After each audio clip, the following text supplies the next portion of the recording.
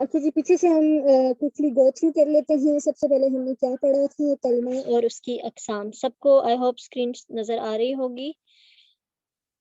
ये वही नोट्स हैं जो आप लोगों को भेजे हुए हैं, बस एक दफा हम पीछे से दोहराई कर लेते हैं। सबसे पहले हमने देखा था जी कि कलमा क्या है। हमने कहा था कि चंद लेटर्स से मिलकर एक वर्ड बनता है जिसको अरबी में हम कलमा कह देते हैं। और कलमा की फिर हमने 3 टाइप्स देखी थी, और वो क्या क्या हैं?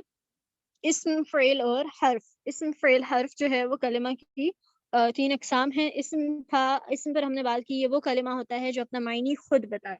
जैसे हमने कहा था कलम की बात करेंगे तो ज़हन में कलम का इमेज आ जाएगा, किताब की बात करेंगे तो ज़हन में किताब का तस्वर आ जाएगा। तो ये वो कलिमा है जो अपना मायनी खुद बताए और इसमें कोई भी ज़माना ना पाया जाए।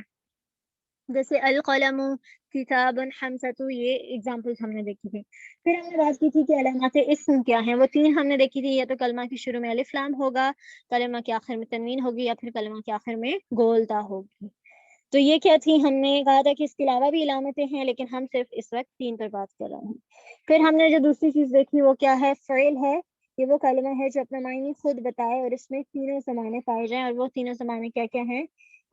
माजी, हाल और मुस्तकबिल। ठीक है, अरबी में हम कहते हैं कि माजी और मज़ारे होता है। माजी जो है वो गुजरे हुए ज़माने पर बात करता है। फिर हमने कहा कि फ़ेल की भी 3 तरह की अक़साम है। पहली हमने देखी कि फ़ेल माजी है, वो जो गुज़श्ता ज़माने में होने वाले किसी काम पर बात करता है, यानी वो चीज़ें, वो अफ़आल, वो काम जो पहले हो चुके हैं पास्ट में, तो उनको हम अरबी में क्या कह देंगे? फ़ेल माजी, उनके लिए जो फ़ेल इस्तेमाल करेंगे। इसके बाद हमने जैसे कहा कातब ऐसा लिखा। फिर हमने देखा जी फ़ेल मुज़ारे। फ़ेल मुज़ारे क्या होता है? ये वो फ़ेल होता है जो ज़माना हाल, यानी जो ज़माना इस वक्त मौजूद है या जो आगे आएगा वक्त, उसमें किसी काम के होने पर दलालत करे। जैसे हमने कहा यक्तुबु, वो लिखता है या लिखेगा। तो मुज़ारे क्या है? वो प्रेज़ेंट पर भी बात करता है और फ्यूचर पर भी, यानी हाल और मुस्तकबिल दोनों की बात करता है। फिर हमने तीसरी टाइप देखी फ़ेल की, वो है फ़ेल अम्र। ये अमर नहीं है, फ़ेल अम्र है। फ़ेल अम्र में हमने कहा कि ये वो फ़ेल है जिसके ज़रिए हम किसी काम के करने का हमसे, यानी हम क्या करते हैं, किसी भी काम के करने का मुतालबा करते हैं। जैसे मैंने एग्ज़ाम्पल्स में डिस्कस किया था कि उक्तुब, उक्तुब तू लिख, इक़रा तू पढ़। तो ये क्या है? हम किसी से रिक्वेस्ट कर रहे हैं, मुतालबा कर रहे हैं, हुक्म दे रहे हैं किसी भी काम के करने का, यानी हम तलब कर रहे हैं उससे, मुतालबा कर रहे हैं किसी के भी काम करने का। तो 3 देखी हमने टाइप्स, माज़ी, मुज़ारे और फ़ेल अम्र। फ़ेल की अलामतें क्या हैं वो इंशाल्लाह हम अगली क्लासेस में देखेंगे। उसके बाद जो है वो हम थर्ड चीज़ जो कलिमा की है वो क्या है? हर्फ है। मैंने आपको एक्सप्लेन किया था कि पूरी अरबी इस्म, फ़ेल या हर्फ के गिर्द घूमती है। इस्म हमने देख लिया, उसकी 3 अलामतें भी हमने हल्की सी देख ली। इसके अलावा भी हैं, लेकिन बेसिक जो है वो यही 3 है। फिर फ़ेल हमने देखा, उसकी अलामतें हम अभी नहीं पढ़ रहे। उसके बाद जो है वो थर्ड चीज़ क्या है? वो है हर्फ। अब हर्फ क्या है? ये वो कलिमा होता है जो अपना मायनी जुमले में इस्तेमाल हुए बगैर ना बता सके। यानी हर्फ जो है वो क्या, हमने कहा इसम भी अपना मीनिंग क्लियर बताता है खुद। सिर्फ एक चीज का हम नाम लेते हैं और हमें पूरी बात, यानी मीनिंग समझ आ जाता है किस चीज की हम बात कर रहे हैं।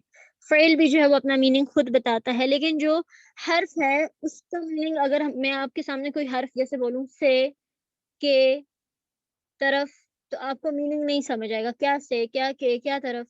तो हर्फ जो होता है वो आपको तब समझ आता है जब वो जुमले में इस्तेमाल होता है। जब जैसे हम कहते हैं मशरिक से मगरिब तक, ठीक है, तो आपको यहाँ पर से और तक का मीनिंग समझ आ गया। लेकिन सिंपल मैं से तक कहूँ तो आपको बात नहीं समझ आएगी, से तक से क्या मतलब है। तो ये क्या है? ये वो कलिमात है जो ना तो अपना मीनिंग खुद, यानी जुमले में इस्तेमाल हुए बगैर एक्सप्लेन कर सकता है, और ना ही इसमें टाइम की बात होती है, यानी पास्ट, प्रेजेंट, फ्यूचर, माजी, हाल, मुस्तकबिल की कोई बात इसके अंदर नहीं होती। मसलन जैसे मिसाल के तौर पर मिन, इला। मिन कहते हैं अरबी में से के लिए इस्तेमाल होता है, इला तरफ के लिए। तो ये वो है, ये वो हरूफ हैं जो किसी भी जुमले में इस्तेमाल हुए बगैर हमें नहीं समझ आएंगे इनका मीनिंग क्या बन रहा है। अच्छा जी, इलामत हर्फ क्या होती है? जिस कलिमा में इस्म और फ़ेल की इलामात में से कोई इलामत नहीं पाई जाएगी उसको हम सिंपली कह देंगे ये हर्फ है। ठीक है, आपने कोई कलिमा देखा, आपको इस्म की कुछ इलामतें आप पढ़ चुके हैं, वो आपको इल्म, आपके इल्म में है। अगर उसमें वो नहीं है, यानी जितनी भी इस्म की इलामतें हैं वो नहीं है, फ़ेल की इलामतें हम आगे जाकर पढ़ेंगे वो भी नहीं है, तो पीछे जो चीज़ बचेगी, हमें पता है अरबी में 3 ही चीज़ें हैं, इस्म, फ़ेल या हर्फ। कोई चीज़ ना इस्म है ना फ़ेल है, तो फिर अंडरस्टूड बात है कि वो हर्फ ही होगा। अच्छा, एक और चीज़ आपने यहाँ पर याद रखनी है कि हर्फ बाज़ दफ़ा ایک مفرد حرف یعنی سنگل لیٹر، مثلا با، جیسے بسم اللہ کی شروع میں با آتا ہے تو وہ کیا ہے، وہ بھی ایک حرف ہے. اور بعض دفعہ ایک کلمہ پورا یعنی ایک پورا ورڈ بھی ہم اس کو حرف کہہ رہے ہوں گے، جیسے من ہے، الہ ہے، یہ نظر آنے میں تو یہ پورا ایک ورڈ ہے نا، ایک حرف تو نہیں ہے، ایک پورا لفظ ہے، اس میں بہت سے 3 حرف سے مل کر ایک لفظ بن رہا ہے. تو بعض دفعہ پورا ایک کلمہ، پورا ایک ورڈ جو ہے وہ پورا ایک لفظ جو ہے وہ حرف ہو سکتا ہے، اور بعض دفعہ سمپل ایک حرف بھی حرف ہو سکتا ہے. یہ بات کلیئر ہو گئی ہے سب کو؟ یعنی ضروری نہیں ہے کہ ہم حرف کہہ رہے ہیں تو وہ با، تا، سا، جیم، ہا اسی طرح سے ایک سنگل حرف ہوگا، بلکہ وہ پورا ایک لفظ بھی ہو سکتا ہے، جیسے الہ ہے یا من ہے، اس کو بھی ہم حرف ہی کہتے ہیں عربی میں، لیکن یہ شکل ان کی کیا ہے، یہ پورا ایک کلمہ ہے، پورا ایک ورڈ ہے. آئی ہوپ یہاں تک کلیئر ہو گیا ہوگا سب کو. آگے ہم دیکھ لیتے ہیں. جی یہاں تک کلیئر ہے سب کو؟ جی باجی. جی الحمدللہ. ٹھیک ہے جی، میں اینڈ پہ 2 منٹ دے بھی دوں گی، کوئی کنفیوژن کوئی کوشچن ہوا تو آپ پوچھ لیجیے گا. اچھا، اس کے بعد جو ہے وہ قرآن میں بہت زیادہ یوز ہونے والی ایک چیز ہے، اور وہ کیا ہے؟ اسم اشارہ. اشارہ کیا ہوتا ہے بیسیکلی؟ ایسا اسم جس سے کسی شخص، چیز یا جگہ کی طرف ہم اشارہ کرتے ہیں. جیسے آپ نے البقرہ کی سٹارٹنگ میں دیکھا، وہاں پر آیا ذالک الکتاب. تو ذالکہ کیا ہے؟ وہ. ذالکہ ہم کسی چیز کی طرف اشارہ کر کے کہہ رہے ہیں. جب ہم کہتے ہیں وہ کتاب کی طرح، جی کتاب وہ ہے، تو وہ کے لیے جب ہم وہ بولتے ہیں تو ہم یا تو اپنی نظروں سے کسی چیز کی طرف اشارہ کر رہے ہوتے ہیں یا اپنے ہاتھ سے اشارہ کر رہے ہوتے ہیں. تو اسماء اشارہ، اسم کی جمع ہے اسماء، ٹھیک ہے. تو اسماء اشارہ جو ہے وہ قرآن میں آپ کو کثرت سے ملیں گے. تو آج ہم ان کو دیکھ لیتے ہیں. قریب کی چیز کے لیے ہم جب اشارہ کرتے ہیں، چاہے وہ کوئی شخص ہے، جیسے ہم کہتے ہیں یہ میری بہن ہے یا وہ میری امی ہے، تو ہم کسی کی طرف اشارہ کر رہے ہوتے ہیں نا. تو عربی میں یہ اور وہ اور اس کے لیے ہم کیا یوز کرتے ہیں وہ ہم انشاءاللہ دیکھیں گے. ان کو ہم اشارے کہتے ہیں. تو ایسا اسم جس سے ہم کسی شخص، کسی بھی چیز یا کسی بھی جگہ کی طرف اشارہ کرتے ہیں، اس کو ہم عربی میں اسم اشارہ کہتے ہیں. جیسے ہاں یعنی یہ، ذالکہ وہ. اسم اشارہ کی 2 اقسام ہیں، 2 ٹائپس ہیں. وہ 2 اقسام کیا ہیں؟ اسم اشارہ قریب، نام سے پتہ چل رہا ہے قریب کی چیزوں کے لیے جو ہم اشارے کریں گے ان کو ہم کہیں گے اسم اشارہ قریب. اور دوسرا کیا ہے؟ اسم اشارہ بعید. دور کی چیزوں کے لیے جو ہم اشارہ کریں گے وہ کیا ہے؟ اسم اشارہ بعید. اب اسم اشارہ قریب کیا ہے؟ وہ اسم جس سے کسی قریب کے شخص، چیز یا جگہ کی طرف اشارہ کریں گے. اور بعید کی ڈیفینیشن آپ خود بنا لیں گے. وہ اسم جس سے ہم کسی دور کے شخص یعنی چیز یا جگہ کی طرف اشارہ کریں گے. یہاں تک سب کو کلیئر ہے اسم اشارہ کیا ہوتا ہے؟ کسی بھی چیز کی طرف ہم اشارہ کرنے کے لیے اسم اشارہ یوز کرتے ہیں. اسم اشارہ کی 2 ٹائپس ہیں، اسم اشارہ قریب، اسم اشارہ بعید. قریب کیا ہے؟ کسی بھی قریب کی چیز کے لیے جو اشارہ استعمال ہوگا وہ اسم اشارہ قریب ہو جائے گا، اور کسی دور کی چیز کے لیے جو اشارہ ہوگا وہ بعید ہو جائے گا. اب میرے سامنے جی ایک چیز ہے، اب آپ نے مجھے غور سے سننا ہے، ٹھیک ہے. اب میرے سامنے ایک چیز ہے، اور چیز واحد ہے یعنی مفرد ہے، سنگل ہے، اور چیز مذکر ہے، ٹھیک ہے. تو میں اس کے لیے کیا اشارہ، عربی میں، اردو میں ہم کہتے ہیں یہ کرسی ہے یا یہ میز ہے. کرسی مؤنث ہے اردو میں اور میز مذکر ہے، لیکن ہم دونوں کے لیے یہ کر کے بات کرتے ہیں. لیکن عربی میں ہم مذکر مؤنث کے لیے الگ الگ اشارے استعمال کرتے ہیں. تو کوئی چیز مذکر ہے اور واحد بھی ہے یعنی سنگل ہے، ٹھیک ہے. سنگولر چیز کے لیے ہم کیا یوز کریں گے اشارہ؟ ہاذا. چیز واحد بھی ہے اور مذکر بھی ہے. پھر اب میرے سامنے 2 چیزیں ہیں اور میں نے 2 چیزوں کی طرف اشارہ کرنا ہے. تو اردو میں ہم یہ ہی کر کے بولیں گے، چاہے وہ 10 چیزیں ہیں، 1 چیز ہے، 2 چیزیں ہیں، یہی ہوگا. لیکن عربی میں 2 چیزوں کے لیے ہم کیا کریں گے؟ ہاذانی. اگر کوئی چیز مذکر ہے اور 2 بھی ہے تو ہم کہیں گے ہاذانی یا ہاذینی، ٹھیک ہے. یہ دونوں یوز ہو سکتے ہیں. پھر اس کے بعد اگر بہت سی چیزیں ہیں، بہت سی کتابیں ہیں، بہت سے لوگ ہیں، بہت سے مرد ہیں، یعنی مذکر چیز کی بات کر رہی ہوں، تو میں نے ان کی طرف اشارہ کرنا ہے تو میں کیا کہوں گی؟ ہاؤلائی. عربی میں ہم کیا کہتے ہیں؟ ہاؤلائی. اسکرین شو ہو رہی ہے سب کو؟ جی ہو رہی ہے. اوکے. اور پھر جو ہے اب ہم مؤنث چیز کی طرف اشارہ کر رہے ہیں تو ہم کیا کہیں گے؟ مؤنث چیز ہے اور واحد چیز بھی ہے. ٹھیک ہے, بالفرض اردو میں ہم کرسی کو مؤنث جیسے کہتے ہیں, اس میں عربی میں تو کرسی مؤنث نہیں ہے, لیکن ہم کیا کریں گے, کسی مؤنث چیز کی طرف ایک چیز ہے اور مؤنث ہے اور میں نے اس کی طرف اشارہ کرنا ہے تو میں کیا کہوں گی, حاضی ہی, چاہے وہ لڑکی ہے چاہے وہ کوئی اور مؤنث چیز ہے تو میں کیا کہوں گی, حاضی ہی. اور اب دو لڑکیاں ہیں یا دو چیزیں ہیں تو میں نے ان کی طرف اشارہ کرنا ہے, دو مؤنث چیزیں, تو میں کہوں گی ہاتانی یا ہاتینی.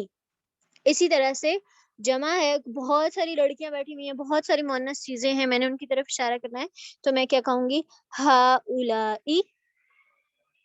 سمجھ آ گئی سب کو, ہاذا مذکر کے لیے, حاذی مؤنث کے لیے, حاذانی حاذینی دو کے لیے, تثنیہ یا مثنیٰ کہتے ہیں عربی میں دو چیزوں کے لیے. ٹھیک ہے, کوئی بھی دو چیزوں کی طرف ہم اشارہ کریں گے تو ڈوئل کے لیے ہم کیا یوز کرتے ہیں عربک میں, مثنیٰ یا تثنیہ ہم کہتے ہیں. اور حاذانی یا حاذینی مذکر کے لیے استعمال ہوگا اور جمع کے لیے ہاؤلائی, اور مؤنث کے لیے حاذی ہی اور تثنیہ یا مثنیٰ کے لیے ہاتانی یا ہاتینی.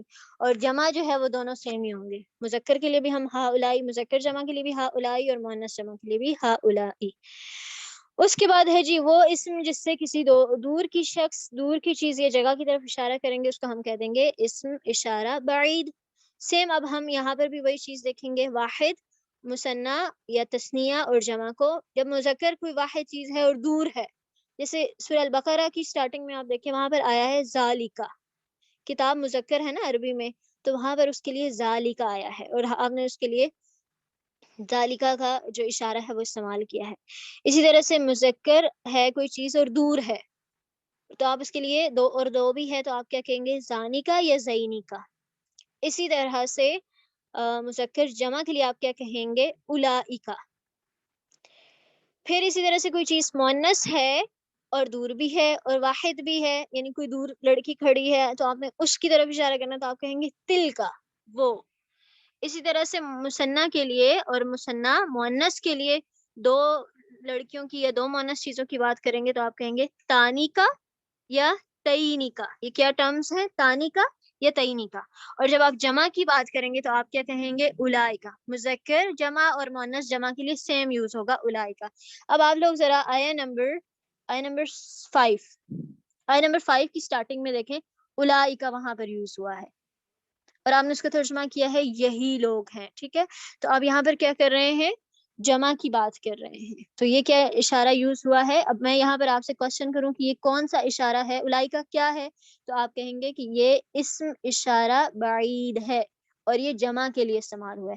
اب آپ کو کیسے پتہ چلا کہ جمع مذکر کے یعنی بہت سے مذکر چیزوں کے لیے استعمال ہوا ہے یا مؤنث کے لیے, کیونکہ مذکر اور مؤنث کے لیے سیم ہے نا, یہ دیکھیں مذکر اور مؤنث کے لیے سیم ہے نا, مذکر کے لیے بھی اور مؤنث کے لیے بھی سیم یوز ہوئی ہے چیز. تو آپ نے آیت دیکھی ہے تو آپ کو سمجھ آ گئی ہے کہ لوگوں کی بات ہو رہی ہے اور لوگ کیا ہیں, مذکر ہیں, تو یہ مذکر جمع کا اشارہ ہے. کلیئر ہوا ہے یہاں تک سب کو, سب کو کلیئر ہے جی؟ جی کلیئر ہے لیکن ٹو مچ ہے. نہیں میں آگے نہیں پڑھا رہی, بس اتنا ہی پڑھاؤں گی. اب آپ لوگ اس کو پڑھیے گا, آپ کے پاس میرا نمبر بھی ہے اور عائشہ کا نمبر بھی ہے اور اس کے بعد آپ کے پاس اپنے پیئر کے نمبر بھی ہے, گروپس بھی آپ کے پاس دو ہیں. آپ نے بس سوال کرنے ہیں جو آپ کو نہیں سمجھ آیا, لیکن ان چیزوں کو یوں نہیں چھوڑنا. آئی نو یہ زیادہ ہے, آپ لوگوں کی بالکل بیس بھی نہیں ہے, لیکن یہ ہے کہ آپ لوگ جب اس کو پڑھیں گے 2-3 دفعہ آپ نے نوٹس کو پڑھنا ہے اور پھر پیئر کے ساتھ بھی کریں گے, پھر ہم بھی ہوں گے, پھر اس کے بعد آپ کا اگلے منگل ہم آپ سے پوچھیں گے بھی, تو انشاءاللہ تب تک آپ کو یاد ہو جائے گا. ٹھیک ہے جی, انشاءاللہ. انشاءاللہ. میننگ میں آپ کو جی میننگ کا آج کیا کہہ میں نے کہا آج ٹرانسلیشن ہوگی. بالکل, ہمارے پاس ابھی 14 منٹس ہیں, ابھی ٹھیک میں ہے. آپ کی دوڑیں لگواتی ہوں. اچھا جی, آیا نمبر 20 تک ہم بات کر چکے ہیں. اس میں ہم نے کیا بات کی تھی, آپ لوگوں نے کوشش کرنی ہے کہ جو بھی آپ عمل کریں یا کوئی بھی آپ کو ہنٹ ملے یا کوئی بھی اس طرح کی چیز آپ لوگ ضرور اپنے گروپ میں شیئر کر دیا کریں ایک دوسرے کی موٹیویشن کے لیے. یہاں پر مجھ سے 30 سیکنڈز مانگ کے ضرور آپ کمنٹس کیا کریں تاکہ دوسروں کو بھی موٹیویشن ملے. سب سے پہلے ہم نے الفاتحہ پر بات کی تھی. الفاتحہ میں ہم نے 3 گروہوں کا ذکر کیا تھا. پہلے وہ جن پر اللہ تعالیٰ نے اپنا انعام کیا تھا, پھر دوسرے جن پر اللہ تعالیٰ نے اپنا غضب کیا, اور پھر تیسرے جو ضالین ہوئے, جو گمراہ ہو گئے. 2 سے ہم نے پناہ مانگی کہ اللہ تعالیٰ ہمیں ایسے لوگوں میں مت شامل کرنا اور انعام یافتہ لوگوں میں شامل کرنا. یہاں ہم نے اللہ تعالیٰ سے دعا کی اور وہاں سورہ البقرہ میں اللہ تعالیٰ نے ہمیں 3 گروہ ایکسپلین کر دیے. پہلی 5 آیتوں میں ہم نے ایک گروہ پر بات کی جو اللہ تعالیٰ کے انعام یافتہ لوگوں میں سے تھے, اور ایٹ دا اینڈ اللہ تعالیٰ نے کیا کہا کہ یہی لوگ ہیں وَأُولَٰئِکَ هُمُ الْمُفْلِحُونَ, جو فلاح پانے والے ہیں. پھر اس کے بعد آیت نمبر 6 to 7 ہم نے ایک گروہ کو ڈسکس کیا تھا جو کہ کفار کا تھا, جو جن کو بتائیں نہ بتائیں وہ ان کے لیے برابر ہے, ان کو ڈرائیں نہ ڈرائیں ان کو کوئی فرق نہیں پڑتا. کیوں؟ کیونکہ انہوں نے حق کا اتنا انکار کیا, اتنا وہ حق سے دور ہوئے کہ اللہ تعالیٰ نے پھر ان کے دلوں پر مہرے لگا دی ہیں. اب وہ چاہیں نہ چاہیں ان کے دلوں میں ان کو فرق ہی نہیں پڑتا, ان پر اس حق کی کوئی تاثیر ہی نہیں باقی رہی. تو یہاں پر ہم نے یہ بات کی تھی کہ حق کو جھٹلانا نہیں ہے. حق آیا ہے تو کوشش کریں کہ اس کو کسی نہ کسی حد تک, کسی نہ کسی درجے تک عمل میں لے کر آنے کی کوشش کریں, نیت کریں, قبول کریں. لیکن اب آپ اس کو بار بار جھٹلائیں گے تو ایک وقت آئے گا کہ وہ آپ کے لیے اہمیت ہی نہیں رکھے گا. پھر ہم نے تیسرے گروہ کو ڈسکس کیا جو کہتے تھے زبان سے کہ ہم تو ایمان لائے ہیں, لیکن اللہ تعالیٰ کہتے تھے کہ وما ہم بمؤمنین, کہ وہ ایمان لانے والے ہیں ہی نہیں. کیوں؟ کیونکہ ان کے دلوں میں کچھ اور تھا, ان کی زبانوں پر کچھ اور تھا. تو ایسے لوگوں کے بارے میں اللہ تعالیٰ نے کیا کہا کہ یہ جو ہیں یہ فی طغیانہم یعمہون, وہ سرکشی میں بھٹکتے پھر رہے ہیں. اللہ تعالیٰ نے ان کو ڈھیل دے رکھی ہے اور وہ اسی ڈھیل میں بھٹک رہے ہیں. اور پھر اللہ تعالیٰ نے ان کے بارے میں کیا کہا تھا کہ ان کے لیے کیا ہے, ان کے لیے عذاب علیم ہے, اور پچھلوں کے لیے یعنی دردناک عذاب ہے ان لوگوں کے لیے جن کا ظاہر اور ہے اور باطن اور ہے, جن کے دلوں میں کچھ اور ہے لیکن وہ بظاہر لوگوں کے سامنے کیا شو کر رہے ہیں کہ ہم تو ایمان لانے والے ہیں.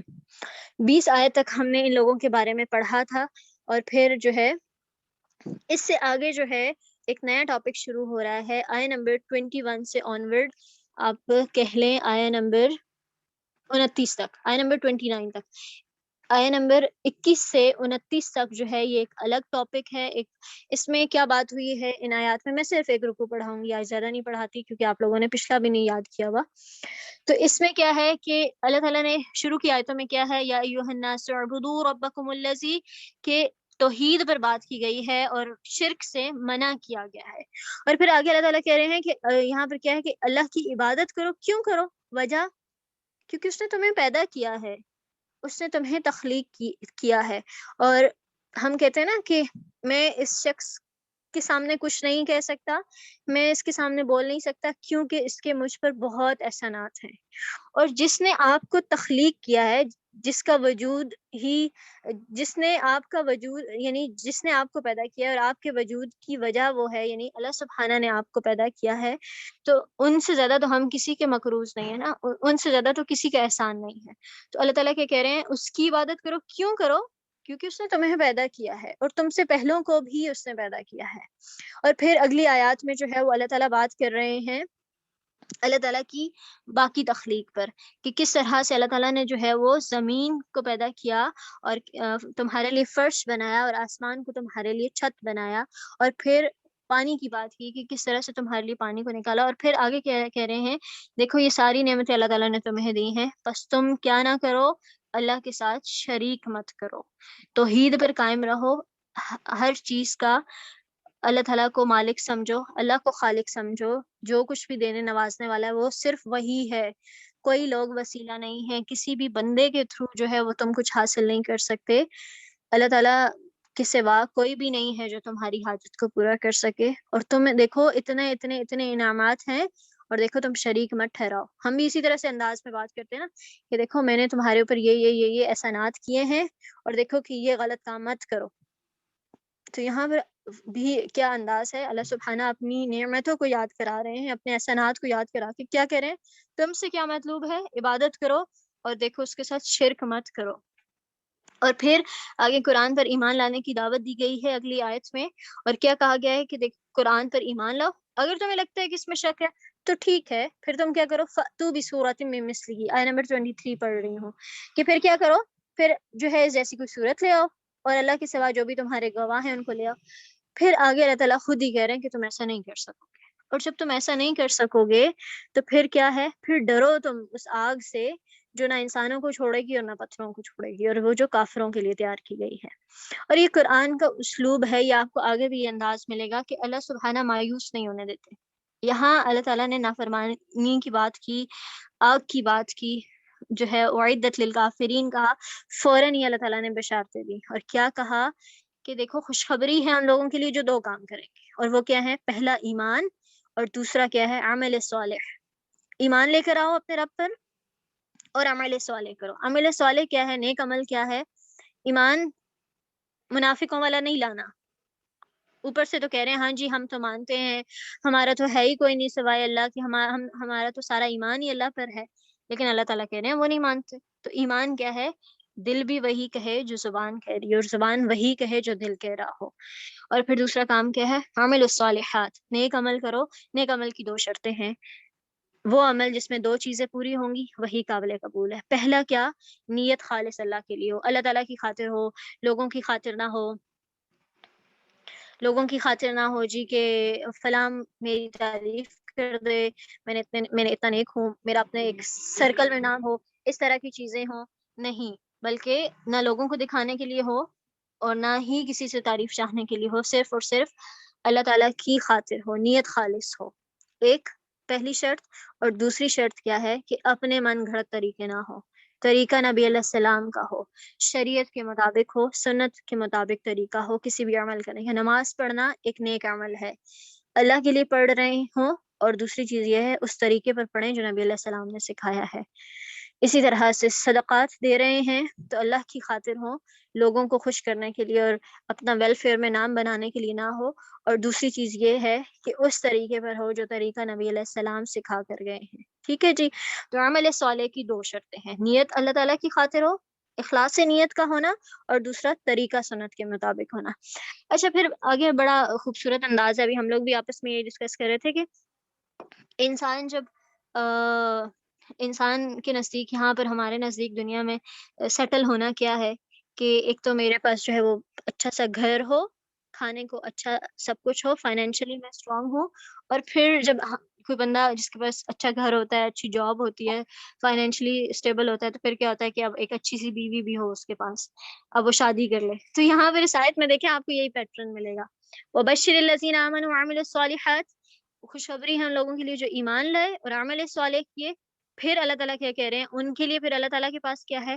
ایک اچھا سا ویل سیٹل گھر ہے جنت میں، جہاں پہ کیا ہوگا؟ جنات، باغات ہوں گے، اور تجری من تحتها الانہار، اس کے نیچے سے نہریں بہ رہی ہوں گی۔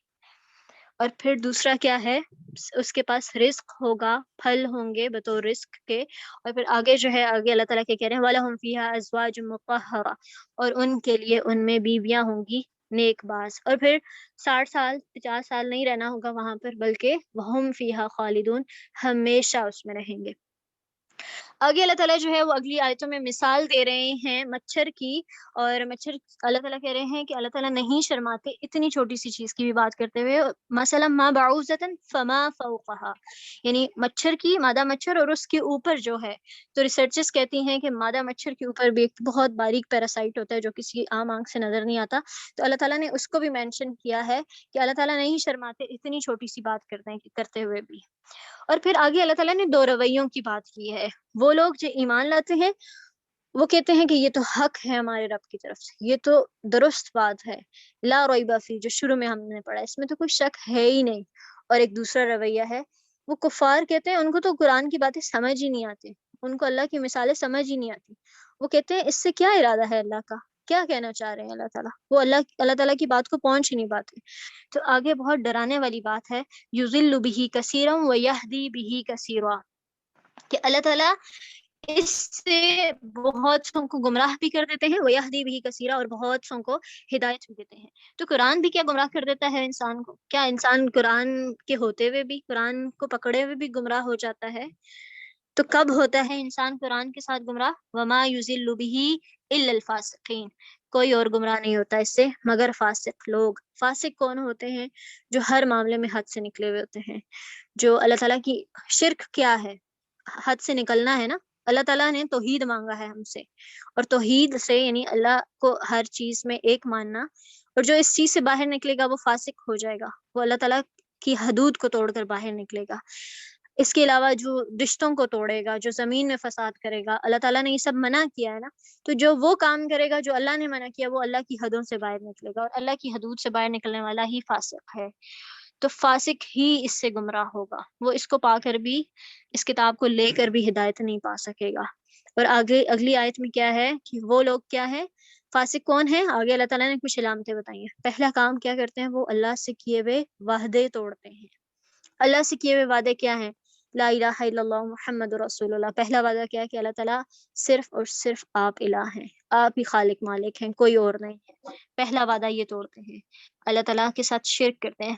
اب ہمارے ذہن میں تو یہ سوال آ رہا ہوگا کہ بھئی میں تو شرک نہیں کرتی، الحمدللہ میں تو اللہ کو ایک مانتی ہوں، میں تو ہر چیز اللہ سے مانگتی ہوں، لیکن ہم بعض دفعہ ہمارے جملے ایسے ہوتے ہیں، میں شکر ہے میں اس ڈاکٹر کے پاس چلی گئی ورنہ میں تو آج مر جاتی، اور ورنہ مجھے تو کچھ ہو جانا تھا، شکر ہے یہ مجھے اس نے یہ دوائی دی ہے، اس دوائی سے میں ٹھیک ہو گئی ہوں۔ مطلب ہمارا یقین یہ ہونا چاہیے کہ دوائی میں شفا نہیں ہے، شفا ڈاکٹر کے پاس نہیں ہے، شفا اللہ تعالیٰ کے پاس ہے، اور یہ سب تو وسیلے ہیں، اور یہ اگر اللہ تعالیٰ نہ چاہتے تو اللہ تعالیٰ کبھی بھی ان چیزوں سے مجھے شفا نہ دیتے۔ یہ تو اسباب کی دنیا ہے نا، اسباب تو ضرورت پڑتے ہیں انسان کو، تو اپنا ساری توجہ، ساری چیزیں دنیا کی اس پر رکھنا کہ محلے میں جی فلاں کی چوری ہوگی، شکر ہے ہمارا تو سیکیورٹی گارڈ تھا، یا شکر ہے ہمارے پاس تو جو ہے وہ سیکیورٹی کے لیے کتا موجود تھا، ادروائز ہمارے گھر میں بھی اس طرح کا کوئی مسئلہ خدا نہ خواستہ ہو جاتا۔ تو یہ اس طرح کے جملے بھی استعمال کرنا،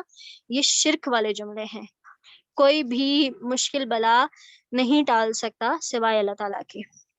تو پہلی چیز کیا ہے کہ اللہ سے کیے ہوئے وعدوں کو توڑتے ہیں۔ پھر دوسری بات کیا ہے کہ اللہ تعالیٰ جن چیزوں کو جوڑنے کا کہتے ہیں وہ ان کو توڑتے ہیں، اور وہ کیا ہے، وَيَقْطَعُونَ مَا أَمَرَ اللَّهُ بِهِ أَن يُوصَلَ، اور وہ کیا ہے، رشتے، صلہ رحمی۔ اللہ تعالیٰ کہتے ہیں رشتوں کو جوڑو، صلح کراؤ، صلح پر اجر بتایا اللہ تعالیٰ نے، ایک دوسرے سے محبت کے ساتھ رہو، ایک دوسرے کے ساتھ جڑ کر رہو۔ لیکن پھر کیا ہوتا ہے، ہم رشتے توڑنے والے ہوتے ہیں۔ کیا میرے سارے رشتہ دار مجھ سے راضی ہیں؟ کیا میں سب سے راضی ہوں، یا میں نے بہت ساری چیزوں کو انا کے مسئلے بنا کے میں ناراض ہو کے بیٹھی ہوئی ہوں؟ تو آپ نے یہ کام کرنا ہے۔ آپ کے نزدیک کوئی کسی سے ناراض ہے تو لوگوں میں پازیٹیو بات کرنے والے ہوں، مثبت سوچ پیدا کرنے والے ہوں، لوگوں کے اندر سے، دلوں سے ایک دوسرے کی نفرتیں نکالنے والے آپ لوگ ہونے چاہیے۔ تو یہ کام آپ نے دیکھنے ہیں کہ کیا میرے اندر تو کوئی فاسقوں والی علامت نہیں ہے۔ وَيُفْسِدُونَ فِي الْأَرْضِ، تیسری بات کیا ہے کہ وہ زمین میں فساد کرتے ہیں، کبھی کس کو لڑوا رہے ہیں، اور فساد یہ بھی ہے، دو لوگ بیٹھ کے کسی کی نیگیٹو بات کر رہے ہیں تو آپ اس کے ساتھ بیٹھ کے جی اور ہاں کر رہے ہیں، اس کو روک نہیں رہے، منع نہیں ہو رہے، تو یہ بھی فساد ہے۔ وہ فساد کر رہا ہے اور آپ خاموشی سے ساتھ بیٹھے ہیں تو آپ بھی اس میں شامل ہیں۔ تو آگے اللہ تعالیٰ کیا کہہ رہے ہیں، اولئک هم الخاسرون، یہی ہیں خسارہ پانے والے۔ آخری آیت ہے، آخری دو آیتیں ہیں، اس میں کیا ہے، اللہ تعالیٰ بہت ہی خوبصورت انداز ہے، کیف تکفرون باللہ، کیسے، کس طرح تم انکار کرتے ہو اللہ کا، جبکہ تم کچھ بھی نہیں تھے، تم کچھ بھی نہیں تھے، اللہ تعالیٰ نے تمہیں ایک مردہ چیز سے زندہ کیا، تمہیں زندگی دی، ثم یمیتکم، پھر وہ تمہیں موت دے گا، ثم یحییکم، پھر وہ تمہیں زندہ کرے گا، اور تم نے اسی کی طرف لوٹنا ہے۔ تو بھائی کس چیز پر تم انکار کر رہے ہو، کیا ریزن ہے تمہارے پاس انکار کا؟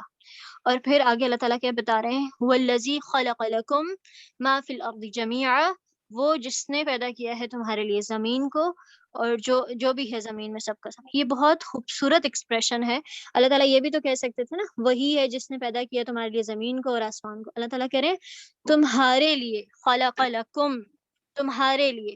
اور جب کوئی آپ کو یہ آ کر کہے کہ دیکھو یہ میں نے تمہارے لیے بنایا ہے، اور یہ میں تمہارے لیے بنا کر لائی ہوں، اور یہ میں نے تمہارے لیے خریدا ہے، ہم اس بات کو، اس جملے کو کتنا آنر کرتے ہیں، اور ہمیں کتنا اچھا لگ رہا ہوتا ہے کہ کسی نے میرے لیے کچھ اسپیشل کیا ہے۔ تو اس بات کو بھی فیل کریں کہ اللہ تعالیٰ کیا کہہ رہے ہیں کہ یہ جو زمین ہے نا، یہ جو آسمان ہے، یہ کیا ہے، یہ میں نے تمہارے لیے پیدا کیے ہیں۔ ثم استوى الى السماء فسواهن سبع سماوات، اور پھر جو ہے وہ 7 آسمانوں کی تخلیق کی بات آتی ہے، اور آگے اللہ تعالیٰ کیا کہتے ہیں، وہی ہے جو ہر چیز کا خوب علم رکھنے والا ہے۔ تو یہاں تک ہم پڑھتے ہیں، آیہ نمبر 29 تک آپ کا لیسن ہے۔ میں آیہ نمبر 1 سے 29 تک آپ سے جو ہے وہ سنوں گی انشاءاللہ۔ پیئر میں بھی آپ نے یہی کام کرنا ہے، اور کرنے کا کام کیا ہے، رشتوں کو جوڑنا ہے، اللہ سے کیے ہوئے وعدوں کو جوڑنا، ہر وہ جملہ، ہر وہ بات اپنی زندگی سے نکالنی ہے جس میں شرک کا شائبہ بھی ہو، اور دوسری چیز کیا ہے؟ اللہ کی دی ہوئی نعمتوں کو گننا ہے. ایک تو اللہ تعالیٰ نے یہاں پر مینشن کیا نا تمہارے لیے زمین کو بنایا ہے, تو اللہ تعالیٰ کی نعمتوں کو امیجن کرنا ہے, تصور کرنا ہے کہ میرے اوپر کیا نعمت ہے اللہ کی, ہم نے کبھی سوچی نہیں ہے کیا نعمت ہے میرے پاس اللہ تعالیٰ کی. تو آپ نے سوچنا ہے, اور وہ چیز آپ نے مجھے ضرور بتانی ہے جس نے آپ کو حیران کیا کہ میں نے سوچا یہ بھی نعمت ہے, یہ بھی نعمت ہے, اور پھر ایک ایسی چیز آپ کے ذہن میں آئی کہ اس کو تو میں نے کبھی نعمت تصور ہی نہیں کیا, اور پھر اللہ تعالیٰ کا اس پر شکر ادا کرنا ہے اور اللہ سے توفیق مانگنی ہے. کیا آپ لوگوں نے پچھلی کلاس کے بعد یہ اللہ تعالیٰ سے مانگا تھا کہ اللہ تعالیٰ ہمارے ظاہر اور باطن کو ایک کر دے, ہم آپ کے ساتھ شرک نہیں کرنا چاہتے, ہم جو ہے وہ ہمیشہ آپ کے ساتھ جو ہے مخلص ہو کر رہنا چاہتے ہیں, ہمارے اندر ظاہر اور باطن کی جو کمیاں ہیں ان کو ہم سے دور کر دے. تو یہ چیزیں آپ نے لازماً اپنی روٹین بنا لیں, اللہ تعالیٰ سے باتیں کرنا شروع کریں.